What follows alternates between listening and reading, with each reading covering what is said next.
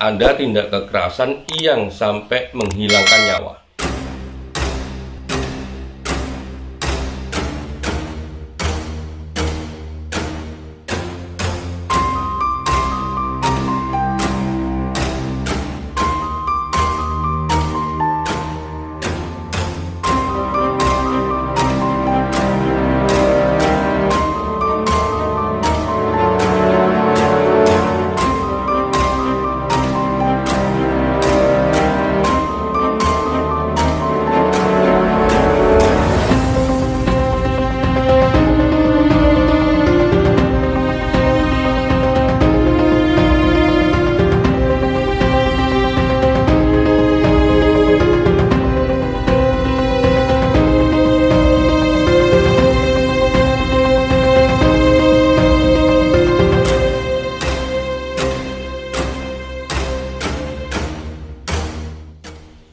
Ya, Komnas HAM sedang melakukan proses pemantauan penyelidikan untuk melakukan pendalaman apa yang terjadi dalam peristiwa kerangkeng yang berada dalam rumah Bupati Langkat. Yang pertama bisa kami sampaikan bahwa seluruh keterangan saksi maupun korban mengatakan bahwa tempat itu adalah mereka kenal sebagai tempat rehabilitasi. Mereka ke sana memang dengan berbagai latar belakang. Yang paling dominan adalah karena kasus narkoba. Jadi betul masyarakat mengenali tempat itu tempat rehabilitasi.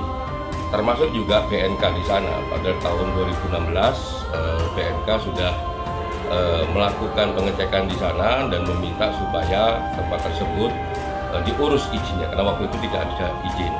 Namun sampai sekarang tempat itu memang tidak di follow up pengurusan izinnya, sehingga bisa dikatakan tempat itu tidak memiliki izin resmi atau tempat ilegal.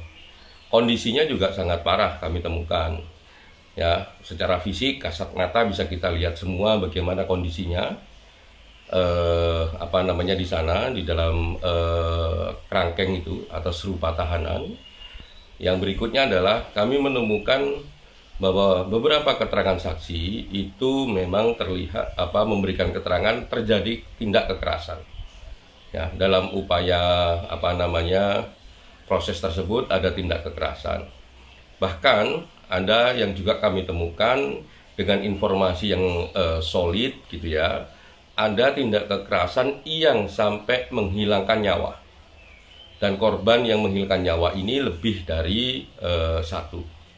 Kami sudah mendalaminya, kami sudah informasi kami dapatkan dari berbagai pihak, ya, yang itu lebih dari dua yang mengatakan bahwa memang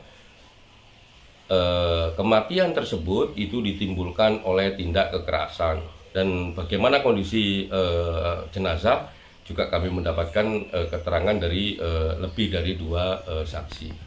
Jadi firm kekerasan terjadi di sana, korbannya banyak, termasuk di dalamnya adalah kekerasan yang menimbulkan hilangnya nyawa, dan jumlahnya lebih dari satu yang hilangnya nyawa ini.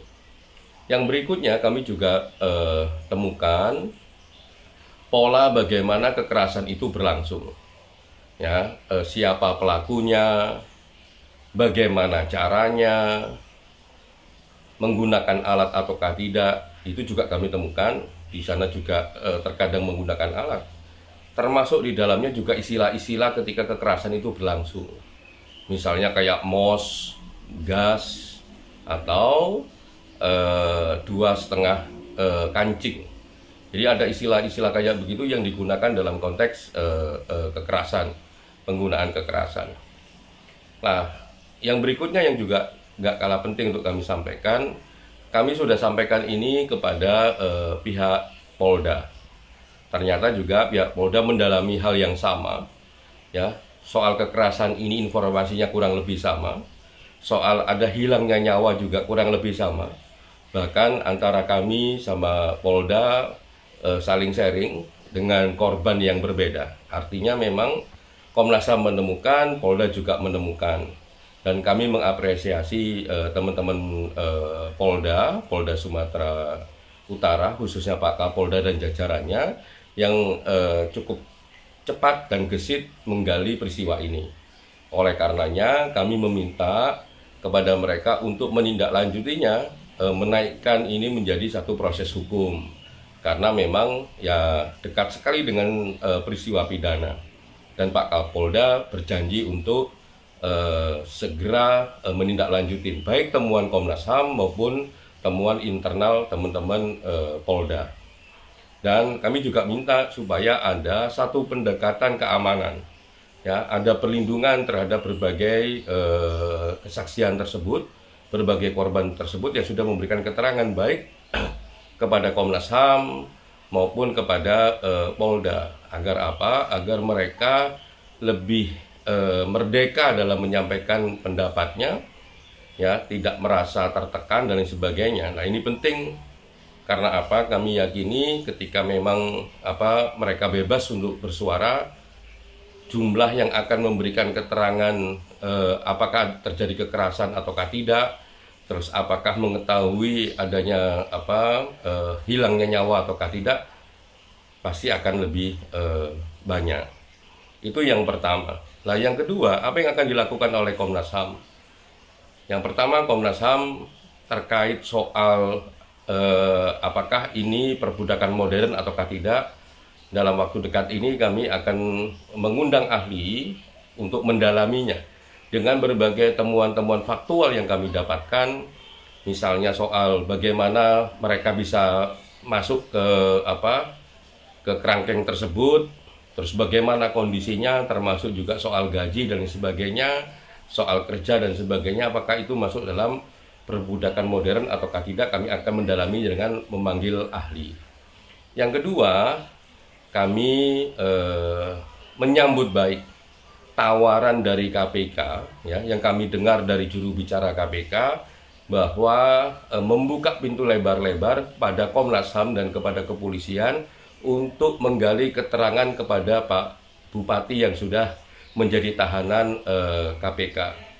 Saya mohon kepada KPK untuk merealisasikan tawaran tersebut. Ya, kami berharap dalam minggu ini kami bisa melakukannya. Sebenarnya kerjasama dengan KPK dalam konteks kasus ini sudah terlaksana. Hanya saja memang belum maksimal karena memang belum ketemu waktunya. Jadi ada beberapa yang sudah kami lakukan bersama dan kami ucapkan terima kasih ke rekan-rekan KPK yang sudah membukakan pintu, ya, memberikan informasi yang cukup di awal bagi proses kami. Nah, tinggal memang soal Bupati, kami minta, kami mohon agar kami juga dibukakan pintu lebar-lebar untuk mendalaminya. Ya, apa yang terjadi di sana, bagaimana peristiwanya, kapan dimulainya dan lain sebagainya.